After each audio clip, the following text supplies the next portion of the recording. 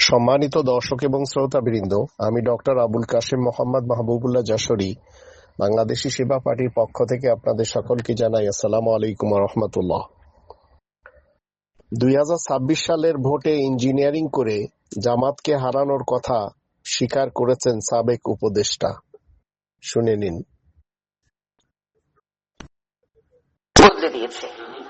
হ্যাঁ, সেই শক্তি আমাদের সময়ে কোন নীতি বদলাতে পেরেছে, যেটা নারী শক্তির একটা পার্ট। এখন সেই শক্তির একটা পার্ট, সেটা সেই শক্তির একটা পার্ট যদি বিরোধী দল হয়েও থাকে, আমার এবং আপনার কাজ হবে তাদের রাজনীতির যেটুকুন অংশ নারীবাদের, নারীর ক্ষমতায়নের, নারীর সমান অংশগ্রহণের বিরুদ্ধে, সেইটুকুন নিয়ে কাজ করা। কখনো যেন এই জাতীয় শক্তি মেইন স্ট্রিম না হতে পারে, আমরা সেই কাজটা করতে পেরেছি। তাদেরকে আমরা মেইন স্ট্রিম হতে দিই না।